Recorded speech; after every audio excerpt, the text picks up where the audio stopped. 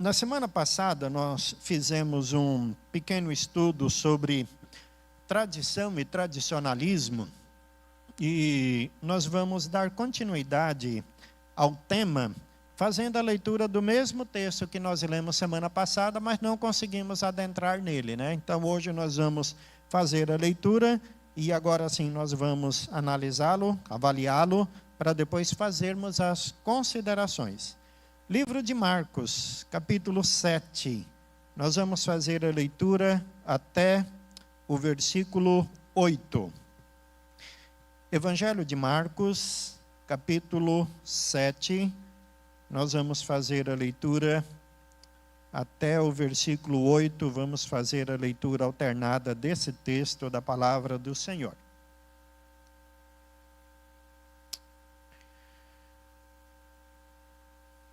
A mania de perseguir Jesus por parte dos fariseus já havia começado bem antes. Lá no capítulo 2, Jesus ainda está no início do seu ministério, mas já começa a surgir uma animosidade por parte dos fariseus e também dos escribas.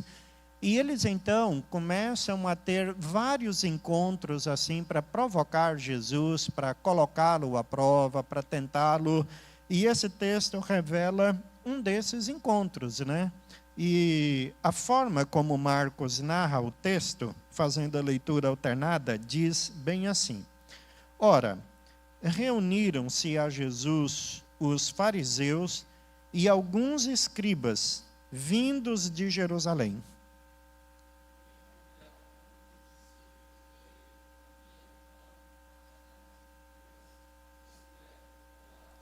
Pois os fariseus e todos os judeus, observando a tradição dos anciãos, não comem sem lavar cuidadosamente as mãos.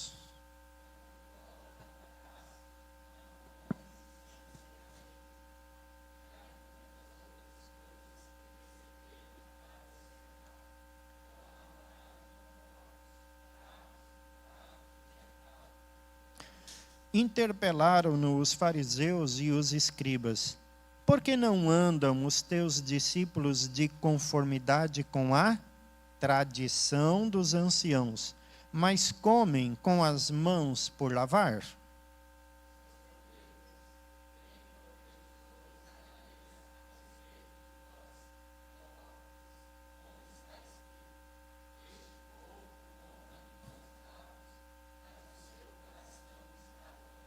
E em vão me adoram, ensinando doutrinas que são preceitos de homens.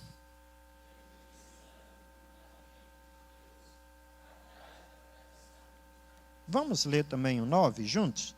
E disse-lhes ainda: jeitosamente rejeitais o preceito de Deus para guardardes a vossa própria tradição. Amém.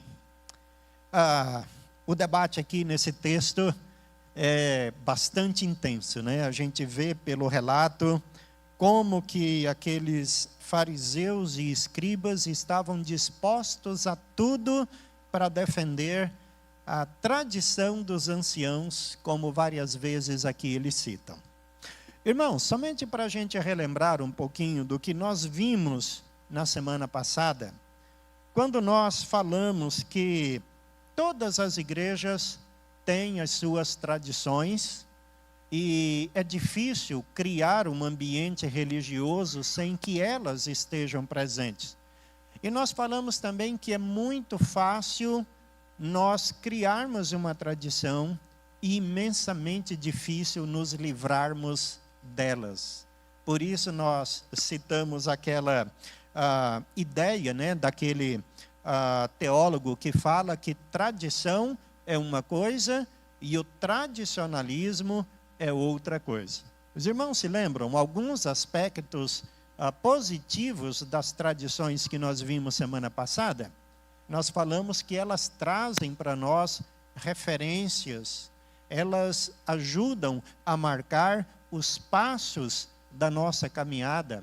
Ajuda-nos também a valorizar aqueles que viveram antes de nós e pelo seu testemunho, pelo seu exemplo, ajudaram-nos a chegar até aqui, nesse presente momento em que nós estamos vivendo.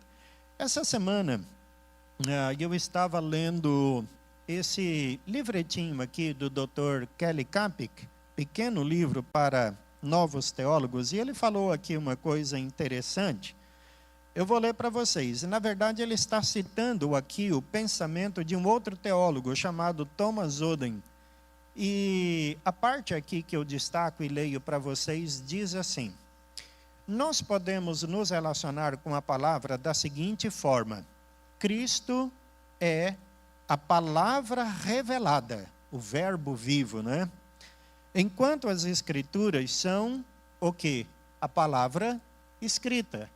Então nós temos duas palavras, dois verbos: Jesus, a palavra escrita, ou a palavra revelada, e as escrituras, então, a palavra escrita.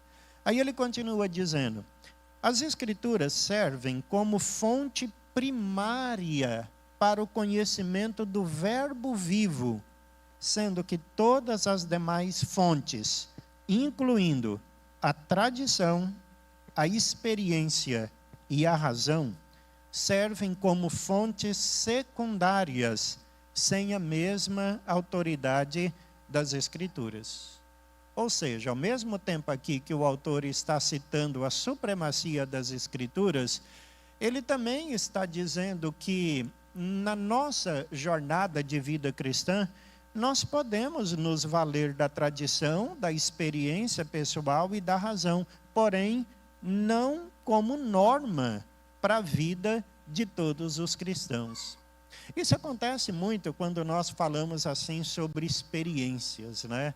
Quando muitas vezes uma pessoa tem uma experiência muito viva, muito real com Deus, e essa pessoa acaba querendo que aquela experiência seja norma na vida de todas as pessoas. Aí não dá certo. Aquele irmão que gosta de acordar 5 horas da madrugada para fazer suas orações, aquele ambiente tranquilo, gostoso, sem nenhum desassossego, a pessoa tem aquele enlevo espiritual. Isso é muito bom, mas é uma experiência pessoal. A partir do momento que ele exige que todo crente, para ser crente mesmo, para ser cristão de verdade, tem que levantar às 5 horas da manhã para ter as suas orações, aí criou-se uma tradição que não valida a revelação das Escrituras Sagradas, né? Cada pessoa acaba tendo a sua experiência normal. Então, é válida? É, mas não como norma indistinta para todos os cristãos. Aí, só mais um pedacinho aqui, que eu leio para os irmãos, quando ele fala bem assim: conquanto sempre tenhamos de valorizar tradição, experiência e razão, nós temos de continuamente produzir em nosso interior uma atenção vital à palavra de Deus. Temos que ser como Timóteo, que desde a infância era banhado pelas sagradas letras que podem tornar-te sábio para a salvação pela fé em Cristo Jesus, de acordo com as palavras de Paulo lá em 2 Timóteo 3,15, né? Então, com isso aqui, irmãos, a gente vê aquilo que deve ser valorizado entre nós. Mas, ao mesmo tempo, a gente pode ver assim como que essa questão de doutrina, de compreensão da constituição histórica da igreja firmada na palavra, é diferente entre igreja e igreja. Porque até mesmo entre igrejas evangélicas ou pseudo-evangélicas, a palavra do líder, do fundador da igreja acaba tendo assim um peso enorme que encaminha, que direciona e que muitas vezes manipula a consciência da congregação inteira, fazendo a palavra daquele líder equivaler à autoridade da palavra de Deus. Agora veja só, André, joga aqui na projeção o pensamento, por exemplo, particular da Igreja Católica Romana. Porque a Igreja Católica Romana diz que 3 pontos são essenciais para a subsistência de uma igreja. Ou seja, o alicerce que constitui uma igreja, quais são? a sagrada tradição, ou seja, aquilo que ela sempre fez, aquilo que ela pode tirar da sua história. Isso é norma, é fundamento para a igreja. E aqui só um parêntesezinho. A questão, por exemplo, dos padres não casarem. É um mandamento bíblico? É uma ordenança bíblica? Não. É uma tradição firmemente fundamentada pela história da Igreja Romana. Claro que tem muitas interferências, mas essas interferências criaram uma tradição que diz que o padre não pode se casar. Não é mandamento bíblico. Segundo lugar, o fundamento da igreja, lógico, tem as Sagradas Escrituras. E o terceiro fundamento da igreja é o Sagrado Magistério, que nada mais é do que a palavra papal. Porque até hoje a Igreja Católica não se libertou daquele conceito que ela mesma criou da infalibilidade papal. Isso quer dizer, aquilo que o Papa fala, publica, determina, tem uma autoridade divina, tem uma autoridade que rege a constituição da igreja. Então, embora as igrejas evangélicas reformadas tenham apenas uma autoridade, que é a autoridade definida das Escrituras, por exemplo, a Igreja Católica tem aí 3 fundamentos: a tradição, as Escrituras e também a palavra papal. Algum tempo atrás, eu estava até olhando aí na internet alguma coisa e eu achei um desenhozinho de algo que os católicos pensam de nós, os evangélicos. Passa aí para o próximo slide. Foi esse desenho aqui, que eu demorei para encontrar hoje. Esse desenho mostra a visão da Igreja Católica em relação aos demais evangélicos. Vocês estão vendo lá? O primeiro desenho, o que mostra? É um católico, ele está sentado aonde? Em um banco. E esse banco tem 3 pezinhos. Qual o nome desses 3 pezinhos?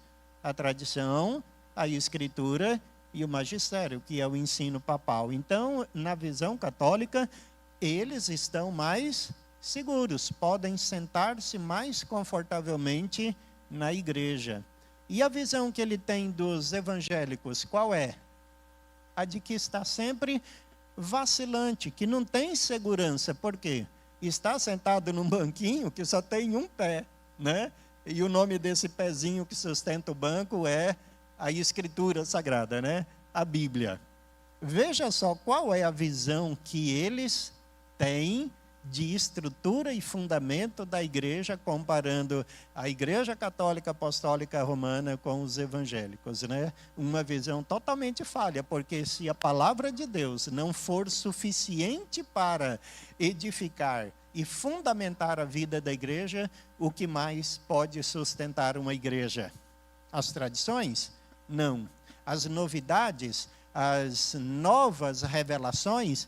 Também não. As promessas de cura e boa vida aqui na terra? Também não. Se nós tirarmos as Escrituras, nada mais resta. E ao lado da Escritura, nada. E é por isso que Jesus falou: eu edificarei a minha igreja, e as portas do inferno não prevalecerão contra ela. Ou seja, a igreja está edificada sobre Cristo, Ele, e nada mais. Vamos então aqui, irmãos,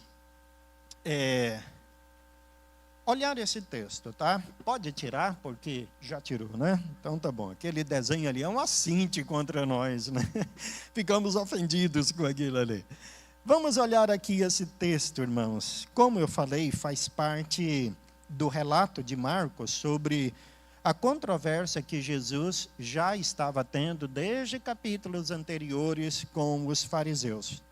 E nós sabemos que os fariseus eram criadores de tradições, extremamente legalistas, rígidos na forma do que eles pensavam ser a vida no relacionamento assim com Deus. Nós sabemos que além da lei do Velho Testamento, os fariseus tão legalistas, tão rígidos, né, criaram muitas outras leis que mais à frente, lá em Mateus capítulo 23, Jesus vai se dirigir a eles como sendo aqueles que criavam, que colocavam fardos pesados em cima dos crentes da época, que tornavam uma religião não uma coisa bonita de se viver, mas uma coisa pesada, uma coisa difícil, alguma coisa assim tão complicada, e Jesus fala que nem eles conseguiam cumprir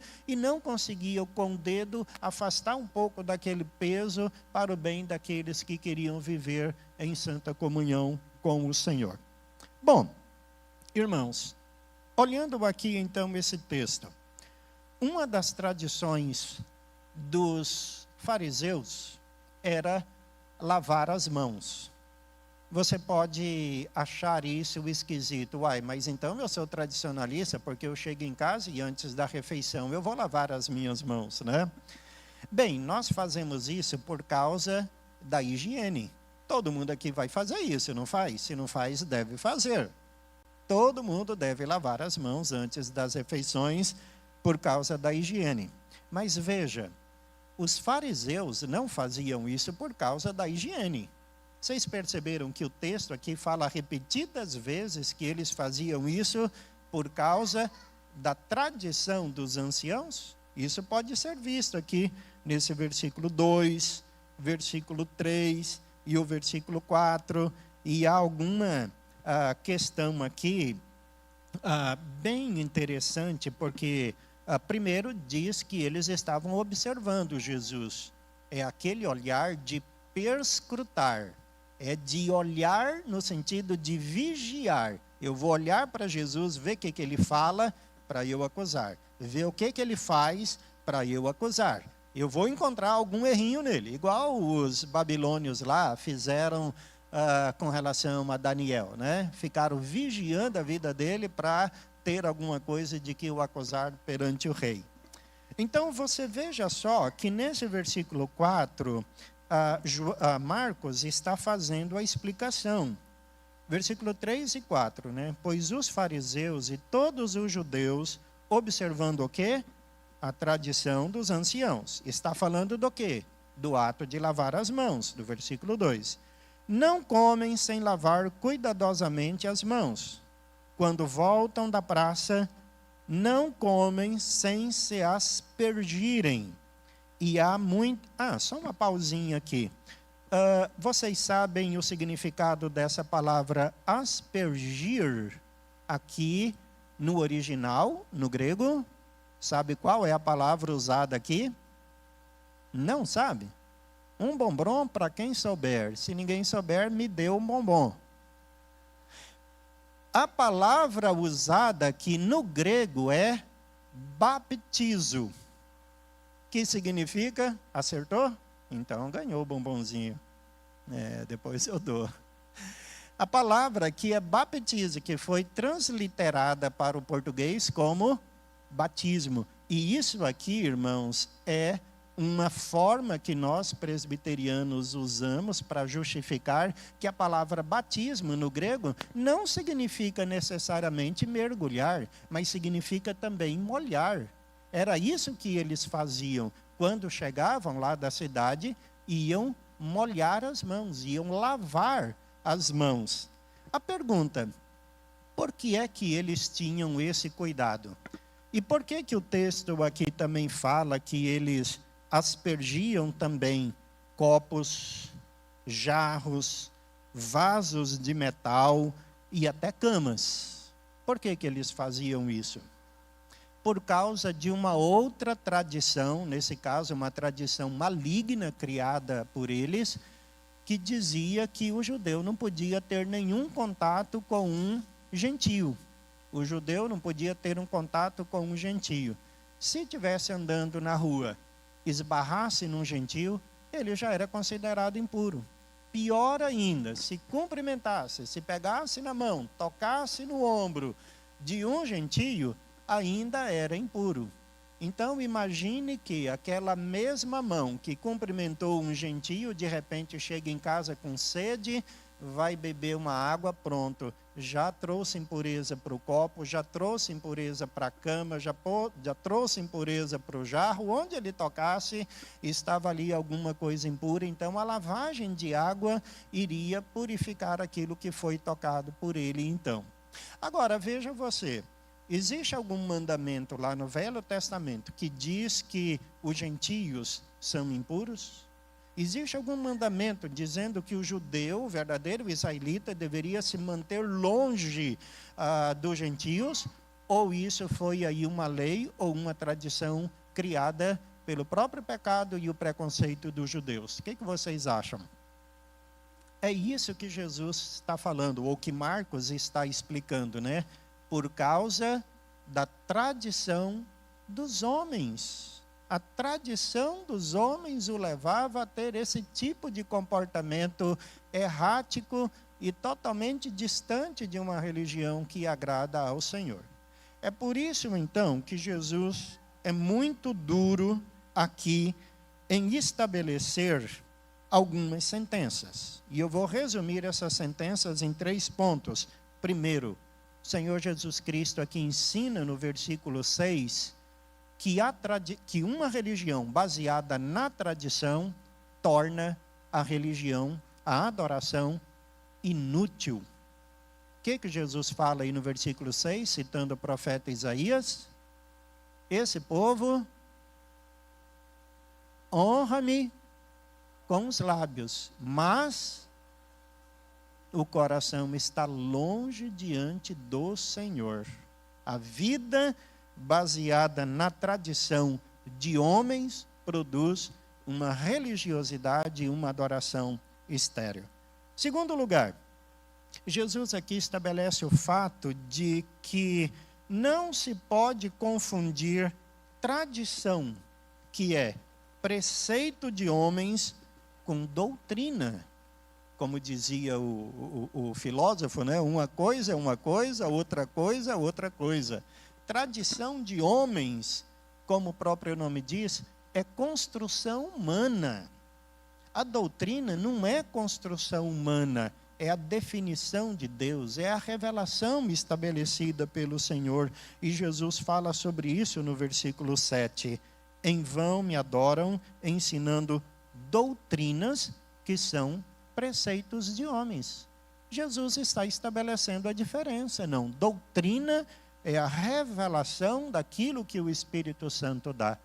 A tradição é simplesmente doutrina de homens. E por fim, Jesus fala que, pelo apego ao tradicionalismo, eles rejeitam a doutrina em favor da tradição.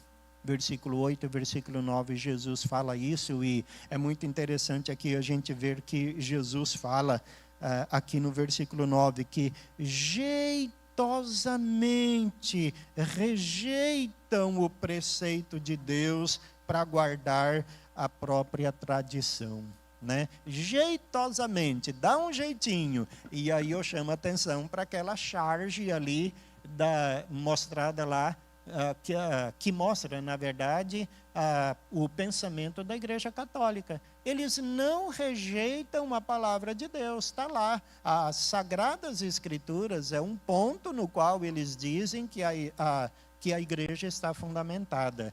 Mas, jeitosamente, eles colocam ao lado o magistério papal e a importância também das tradições. Esse é o problema, né? Porque se alguma igreja dissesse, nós não aceitamos a palavra de Deus, a gente iria falar, não, então aí não é igreja cristã, então eu rejeito isso aí, acabou.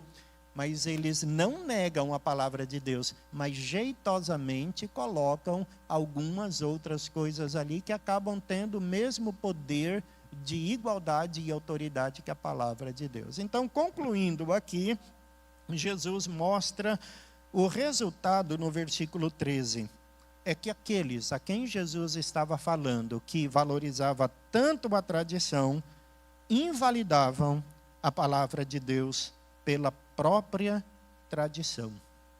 Quando a pessoa baseia a sua religião na tradição, que nós chamamos de tradicionalismo, então a palavra de Deus, nesse caso, acaba sendo invalidada. Bom, vamos então pensarmos juntos, meus irmãos, em alguns aspectos negativos do tradicionalismo. Haja visto, né, que na semana passada nós falamos sobre o aspecto positivo, e vamos aqui ver em que o tradicionalismo pode ser danoso para a igreja. E eu digo para os irmãos que muitas vezes é o aspecto negativo que tem prevalecido em muitas igrejas evangélicas, né? Elas são conhecidas muito mais pelo tradicionalismo vazio do que pela ênfase positiva que as tradições poderiam representar para a nossa vida. Então aqui eu coloquei 3 pontos, e pode ficar tranquilo que depois eu vou dar oportunidade para você falar e você acrescentar mais algo que pode contribuir para o nosso pensamento nesse estudo, ok? Vamos lá então. Primeiro aspecto negativo do tradicionalismo é que ele pode gerar excessiva rigidez no culto e na vida. Preste atenção, rigidez, tanto no culto quanto na vida. Algumas vezes, não muitas, eu já participei de algumas religiões católicas. E desculpa eu falar da Igreja Católica, meus irmãos, mas para mim é a religião que mais representa o tradicionalismo, então é apenas nesse sentido, tá? Eu já participei de casamentos, já participei muito de formatura, e alguma coisa também a gente vê pela televisão, né? E eu acho assim incrível, irmãos, como que eles ali na Igreja Católica sabem direitinho a hora de levantar, a hora de fazer o sinal da cruz, a hora de repetir uma frase lá que eles repetem, a hora de um falar, sair e o outro já entrar. Não é como assim em nossas igrejas. Nas nossas igrejas acontecem de alguém estar aqui à frente e falar, eu vou passar a palavra para fulano. Aí o fulano vem aqui, pega o microfone, eu vou pedir para o fulano fazer uma oração. Não é assim. Nas celebrações da Igreja Católica, tudo é muito certinho assim. Por quê? Irmãos, porque eles já estão acostumados a agir dessa forma. Se você for participar de um culto ou de uma missa lá na Igreja Católica, a pessoa está lá na frente falando, de repente ele dá uma paradinha e toda a igreja responde lá com uma frase. Eu nunca saberia o que falar e nem quando falar, né? Mas eles sabem. Por quê? Porque é isso que eles fazem desde que nasceram ou desde que chegaram para a Igreja Católica.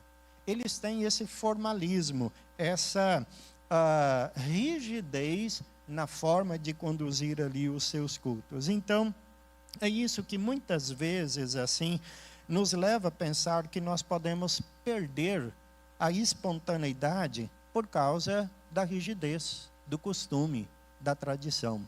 James Packer foi um teólogo americano e ele disse uma coisa bem interessante naquele livro Na Dinâmica do Espírito. Ele fala bem assim, o culto deve ser solene, mas nós confundimos a solenidade com morte. Nós achamos que o culto deve ser morto, ao invés de solene.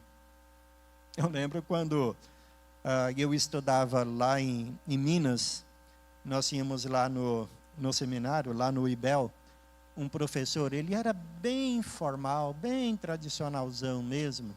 E um dia ele chegou lá na sala de aula falando do que tinha acontecido na noite anterior, né? Ele foi chamado para fazer um culto fúnebre. E ele disse lá na sala, olha, ontem eu fiz um culto fúnebre e foi muito animado. E imagine só, um culto fúnebre animado, né? Como que deveria ter sido lá. Mas tinha um colega ao meu lado, assim, que não perdeu a oportunidade, né? E ele cochichou assim no meu ouvido, pois é. E o culto que deveria ser animado, muitas vezes, acaba sendo fúnebre. E de verdade, irmãos, É o que muitas vezes acontece, por causa da rigidez, por causa dessa forma como nós fomos acostumados, e entra muito, né, naquilo que o nosso irmão Ismael falou na semana passada, e eu acho que todos entenderam na direção que ele falou. Nós não podemos confundir solenidade com rigidez, com espontaneidade. Nosso culto pode ser solene, e deve ser solene, mas o nosso culto tem que ser alegre, nosso culto tem que ser vivo, expressão clara da nossa alegria em servir o Senhor e da nossa fé também contente, depositada na presença do Senhor. Segundo problema do tradicionalismo é que ele faz a pessoa valorizar o exterior e não o coração. E aí, irmãos, a consideração, o que é que o Evangelho prioriza? O Evangelho prioriza o quê? É exatamente o coração. Aqui mesmo, né, nesse capítulo 7, Jesus vai falar, versículo 21, de dentro do homem, do coração, é que procedem os maus desígnios, a prostituição, furto, homicídio, adultérios, avareza, malícias, dolo, lascívia, inveja, blasfêmia, soberba, loucura. Tudo isso procede de onde? Do coração do homem. Não é do ambiente em que ele vive, mas é sim do interior. A palavra coração aqui representa todo o mundo interior de qualquer pessoa. Então Paulo vai dizer lá em Romanos capítulo 10, né, que se alguém confessar Jesus com a sua boca e no coração crer que Jesus ressuscitou dentre os mortos, será salvo. Onde que a salvação alcança a nossa vida? É o interior. É o interior. Então, quando nós baseamos a nossa religião apenas no moralismo, apenas no comportamento, vida bonitinha, não faz mal para ninguém, coisinha linda, um chuchuzinho, isso nada mais é do que farisaísmo.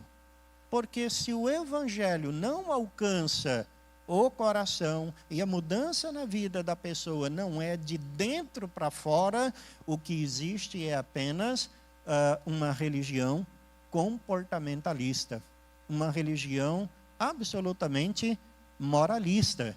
E de religiões moralistas, o mundo inteiro está cheio, quando praticamente todas as religiões pregam que a pessoa deve ser um bom cidadão, tratar os outros com amor e respeito. Mas o Evangelho do Senhor Jesus Cristo vai além.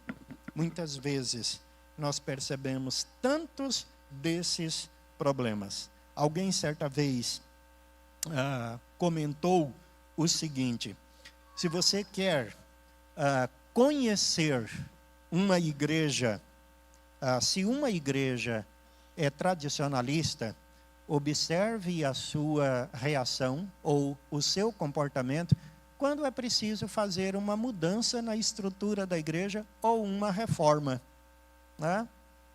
Aí é que se torna muito claro, né? Uma igreja é ou não tradicionalista. Vamos mudar o piso? Não, eu protesto, porque desde que eu era criança esse piso é o mesmo. Vamos derrubar o muro? Não pode, porque foi o meu pai que construiu. Vamos mudar o portão? Não pode, foi o missionário tal que construiu. E aí apega-se tanto a tijolo, a parede, a pintura, a muro, a portão, a grade, a isso ou aquilo, que acaba perdendo o essencial da fé, que é o respeito, que é o amor, que é a doutrina de Cristo, que alcança a realidade interior, a realidade do coração. Terceiro lugar, outro problema do tradicionalismo, meu irmão, obrigado, é que ele pode gerar um sentimento superficial em relação à vida cristã. Tradicionalismo, sim, pode gerar um sentimento superficial de cristandade. Talvez o que melhor define um tradicionalista seja aquela palavra que antigamente usava muito, né? Domingueiro, crente domingueiro. Aquele que no domingo tem lá a roupinha de crente, sorriso de crente, comportamento de crente, mas durante a semana não está nem aí com a paçoca, né? Seu comportamento não tem nada assim que revela um compromisso com a palavra de Deus. Veja o comportamento daquele jovem rico que foi conversar com Jesus. Jesus fala, olha, faça isso, faça aquilo outro, e ele diz, não, tudo isso eu tenho feito. Moralismo, comportamentalismo. Moralmente, aquele jovem era membro de qualquer igreja evangélica no Brasil hoje. Mas Jesus olhou ali para dentro do seu coração. Jesus sabia que ele era idólatra, que Jesus não era o Senhor dele. Outras coisas eram o Senhor, no caso, o dinheiro. Então, qual é, assim, de fato, irmãos, o nosso tipo de comportamento? E aí repete aquilo que Jesus fala aqui, citando o profeta Isaías. Esse povo me honra com os lábios, mas o coração está longe de mim. Ah, eu sou filho do presbítero. Ah, o meu pai foi o fundador da igreja. O meu pai é o maior dizimista aqui da igreja. E nada disso tem importância. Nada disso tem importância se a pessoa nunca teve uma atitude de se ajoelhar diante de Cristo em entrega e em consagração de vida. Cristo olha para o coração. Cristo valoriza o nosso relacionamento com Ele. Cristo quer ver o nosso comportamento digno nesta vida como fruto de uma genuína preocupação em agradá-lo, não de conquistar alguma coisa que vem de si mesmo. Bom, então agora eu deixo aí a palavra para vocês. Eu falei que ia listar aqui 3 perigos do tradicionalismo, e eu deixei aí um pouquinho ainda para vocês acrescentarem, né? Então tem uma mão levantada ali, e os demais que quiserem então participar, depois eu faço a conclusão. Pastor, uma coisa que me chamou bastante atenção aqui, que depois de ouvir essa monte de tradição dos fariseus, né? Jesus chama novamente a multidão, né? E no 14 ele fala assim, convocando ele de novo a multidão, disse-lhes, ouve-me todos e entendei, nada há fora do homem que, entrando nele, o possa contaminar, mas o que sai do homem é o que contamina. Exato. Nosso coração tem que estar limpo, né? Puro, né? Então, assim, eu pensei assim, meu Deus, essa palavra aqui, se a gente pensar bem, trazer para a nossa realidade, nosso coração, se não tiver limpo mesmo, vivendo a palavra de Cristo, não adianta nosso testemunho externo, não vai adiantar nada, né? Verdade. Por isso que eu falei que a religião cristã, que o evangelho valoriza o coração, é a mudança de dentro para fora, né? A boca fala do que está cheio o coração, e na verdade os nossos atos revelam aquilo que está no nosso interior.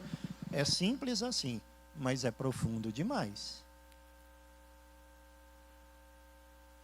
Outra observação?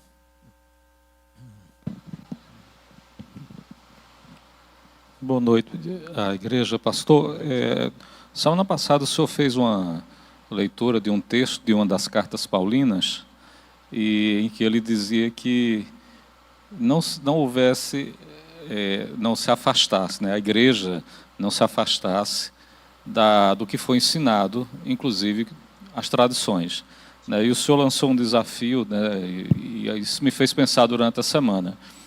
Aquela carta ela estava sendo dirigida para uma população que não era população israelita, então era uma população estranha aos costumes de Israel.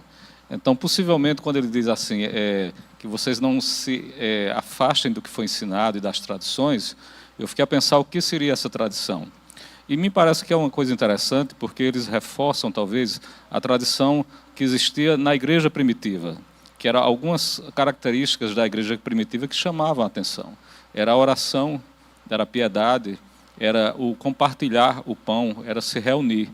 Então, essas tradições, no início da igreja, elas fizeram muita diferença, porque elas seguraram, elas sustentaram a igreja, né, e permitiram que, ao se deslocar para outras regiões, elas mantivessem esse mesmo padrão e isso acabasse influenciando.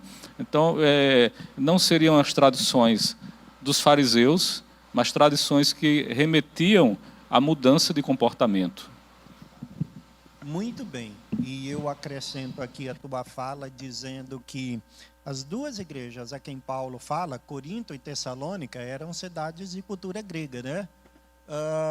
Agora veja só essa questão que na época não havia ainda o cânon bíblico. A Bíblia ainda não estava completa. Então era necessário haver muito ensino oral, né? E nesse ensino oral, Paulo talvez considerasse isso como sendo tradições, mas apenas chamando o ponto para que algumas tradições eram absolutamente locais, como, por exemplo, quando Paulo fala sobre as tradições aos Coríntios, capítulo 11. O que ele vai tratar lá em capítulo 11 de 1 Coríntios? As mulheres usando véu. Era uma tradição, mas uma tradição não das igrejas cristãs, mas uma tradição das mulheres lá de Corinto. A outra tradição referida ali no mesmo capítulo, a festa do amor, né? Uma celebração conjunta que havia ali na igreja em dias de Santa Ceia, que estava tendo algum problema. Não há referência à festa do amor em outras comunidades cristãs, né? Então era uma tradição ali típica da igreja de Corinto, né? Como isso é interessante. Outra observação. Então, irmãos, vamos aqui resumir o nosso estudo com essa... Oi, pode sim, pode falar. Boa noite, igreja, pastor. Boa noite. Eu queria fazer uma breve observação sobre o segundo ponto que o senhor enfatizou, que eu chamaria de comodismo religioso, né? Que são um exemplo de pessoas que negligenciam a fé, né? Que elas não têm um crescimento na graça, que não fortalecem na fé, e que se dedicam muito ao externo, igual o senhor bem pontuou, né? No segundo ponto negativo. Eu queria fazer essa breve observação, né, porque isso prevalece muito nos dias de hoje, a pessoa que negligencia a sua fé e vive no comodismo religioso. Eu gosto de chamar assim, a pessoa que dedica muito ao externo, igual o senhor falou, a pessoa que não se preocupa no fortalecimento da sua fé, no crescimento na graça. E tem a passagem do jovem possesso, que é em Marcos, no capítulo 9, né, que o pai ele sofre com a possessão do filho, e ele pede a Jesus que Jesus ajude na incredulidade dele. Eu acho que isso é o que muito falta para as pessoas hoje em dia, né? Até mesmo nós, como os cristãos, ter essa humildade, derramar para o Senhor, algumas vezes, porque às vezes nós nos pegamos questionando sobre a nossa fé. E muitas dessas pessoas que vivem no comodismo, que eu acho que é um dos pontos principais negativos do tradicionalismo, que é o que acontece, a pessoa não tem a humildade, por exemplo, ela não crê, não é convertido verdadeiramente, a pessoa está mais preocupada em aprimorar o seu externo, para passar uma imagem para a sociedade, para a igreja, né? E negligenciar o interior. E a gente, às vezes, precisamos ter a humildade desse pai que chegou, que suplicou ao Senhor: Senhor, me ajude na minha fé, na minha incredulidade, porque eu não consigo acreditar no Senhor, devido à minha incredulidade. E Jesus ajudou esse homem e o problema do seu filho. Sim. Era só isso. Mas é muito interessante que a fala desse pai foi o seguinte: eu creio, ajuda-me na minha falta de fé. É uma frase assim que a gente chama isso de, como é que é? Corolário, né? É uma aparente contradição assim. Primeiro ele fala, eu creio, mas depois ele fala, ajuda-me na minha falta de fé. Nós cremos. Muitas vezes o que acontece é que a nossa fé precisa crescer, nossa fé precisa amadurecer, nossa fé precisa ser expandida. É aquilo que Paulo fala lá em Filipenses capítulo 2, né? O desenvolvimento da fé. Mas eu creio assim que naquele primeiro ponto que você citou, que falando sobre o comodismo, que muitas vezes é fruto da imaturidade, o tradicionalismo nasce da imaturidade. Eu lembro quando, na época que eu era pastor lá em Palmas ainda, tinha um jovem da igreja que começou a namorar uma moça de uma igreja mas bem tradicional mesmo, hiper, de outra denominação. E ela foi lá na nossa igreja participar de um culto lá. O rapazinho convidou e ela foi. E o primeiro comentário que ela fez com o namorado na hora que o pastor subiu no púlpito: uai, mas ele não usa gravata? Então veja, onde estava o fundamento da fé, da autoridade que ela via no pastor, na gravata? Mas por que a gravata e não a Bíblia? Porque é fruto da sua tradição de vida cristã. A sua visão era baseada na autoridade pastoral, de terno e gravata, não importasse se ele usasse ou manejasse bem a sua Bíblia, né? Então, como que ao desenvolvermos a fé, crescermos nessa maturidade, né, irmão, a gente abandona esses pontos assim que são tão tolos, que dizem respeito a alguns conceitos tradicionais que geram muito mais ao preconceito, ao conceito que nós já estabelecemos sobre o que é vida cristã e aquilo que deveria ser um padrão normativo para todos.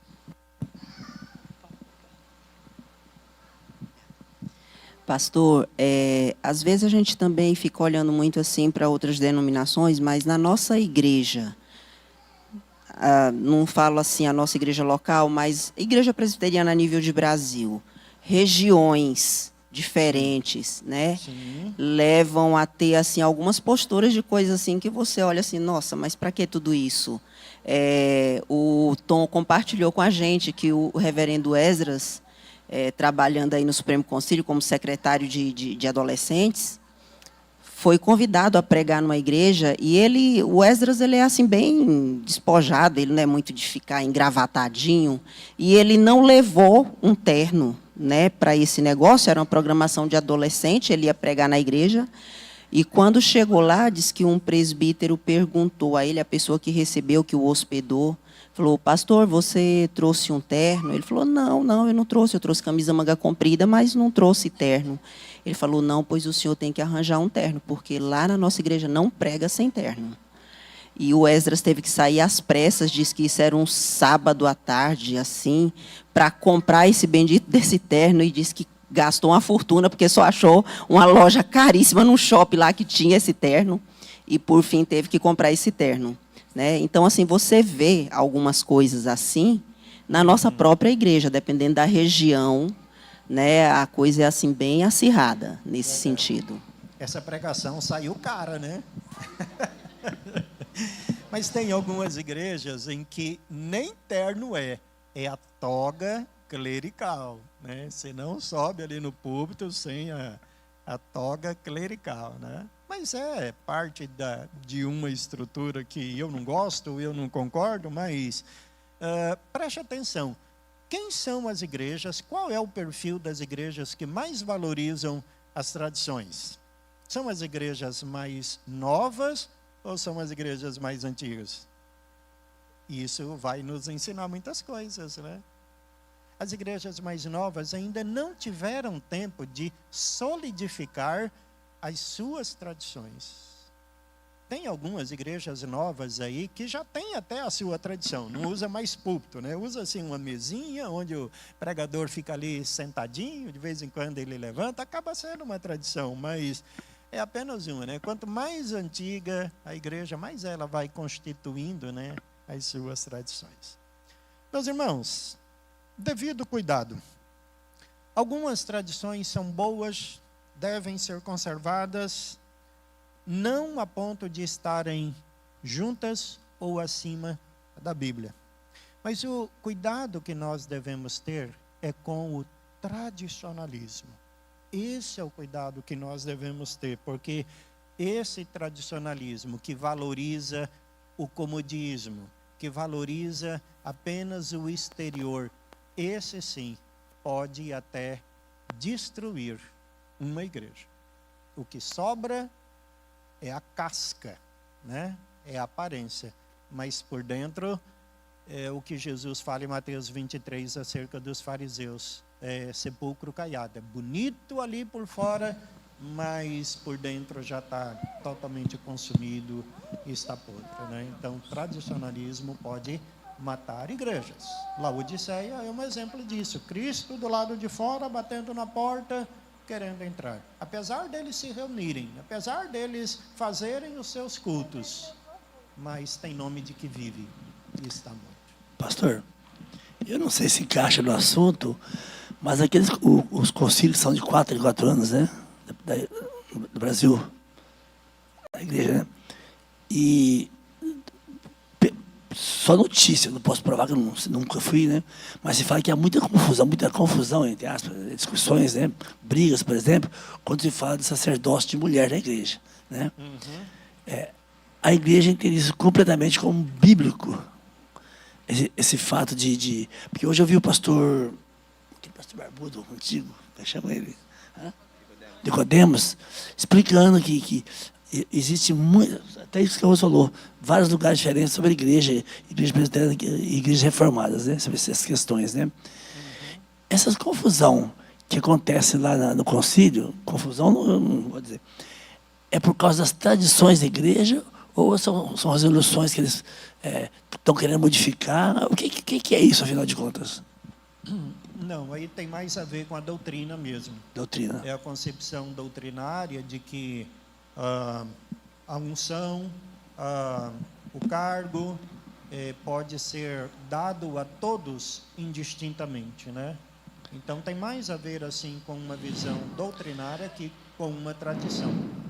Tá. No caso específico, não nada a ver, de mulher não ser sacerdote, no caso, diaconisa, pastora ou coisa do gênero, né? Não é tradição, é doutrina mesmo. É o quê? Não é tradição. Não é tradição. Tradição. Não é. Não é. É doutrina. Tá? Aí é doutrina. Um bom tema para a gente desenvolver oportunamente. Né? Irmãos, vamos terminar então. Vamos ficar em pé. Vamos fazer... Oi? Tem também uma palavra? Desculpa, sobre isso que o irmão acabou de falar, eu li o livro Por que não, Paulo? E eu recomendo. É fantástico. Fala muito sobre isso, viu, irmão? Aquele pastor, ele esteve aqui, ele pregou para a gente. Eu não consigo lembrar o nome dele agora, mas ele ainda... Ludigero, isso mesmo. Ludigero. Esse livro é espetacular, esclarecedor desses pontos aí. Você devia ler. Muito bom. Muito bom mesmo. Empresta aí para todo mundo. Eu não tenho, alguém me emprestou. Alguém me emprestou. Eu acho que foi a Renata. Acho que foi a Renata aqui, ó, que me emprestou. Tá. Mas é bom demais, é bacana, fantástico. Esclarece, né?